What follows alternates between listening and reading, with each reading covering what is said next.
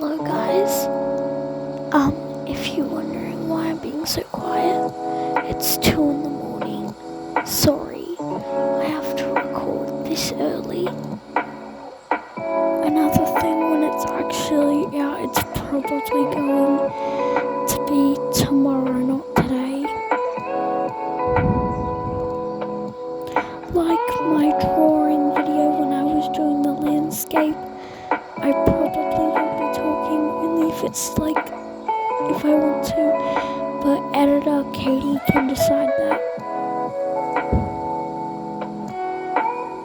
Why, hello there. I think I found something to do, and yes, I'm a lot louder. I thought you would get kind of used to my calm voice. No.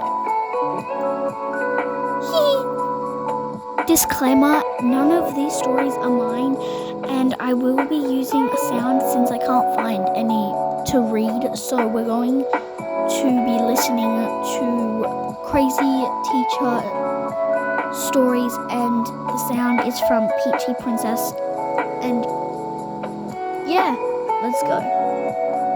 I'll give full credit for the sound. The video and the drawing is mine, but not the sound. Full credit for the sound to Peachy Princess.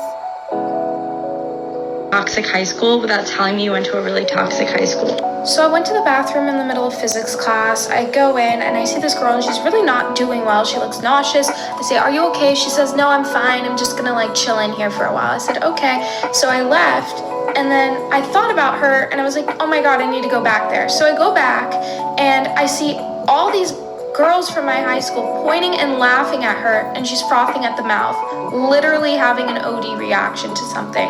I pick this girl up, I carry her to the nurse's office, and I'm like, "Nurse, what do I do? Do we call 911? I had no idea. I was in shock. And the nurse was like, "Yasmin, don't waste your time on people that aren't worth it."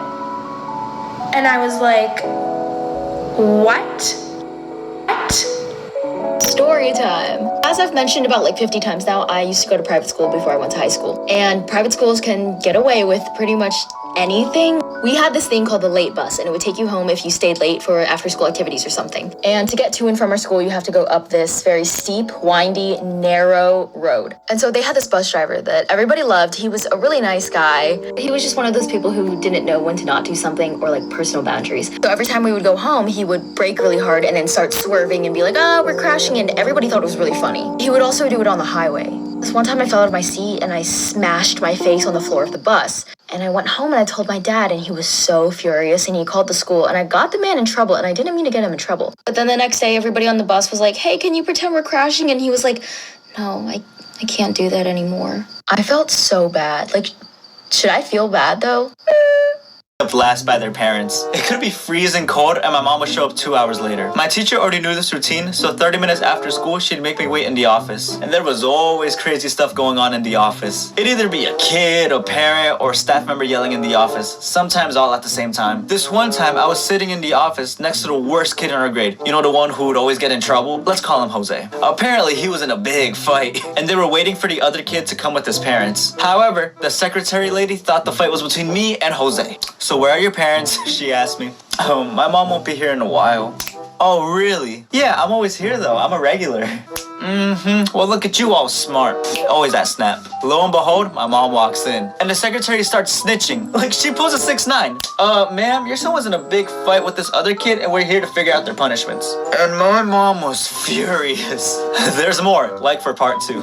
So this staff lady tells my mom that I was in a quote-unquote fight. And my mom began to yell at me in the office. "Mijo, ¿por qué estabas peleando con este niño?"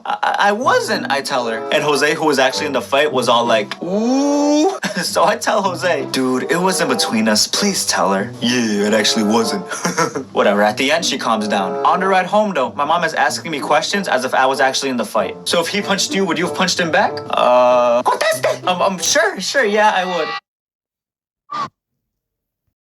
Okay guys, that's the end of the video. Thank you so much for watching. Please like and subscribe, only if you want to, of course. Hope you have a fantastic day, and I hope you like what I drew.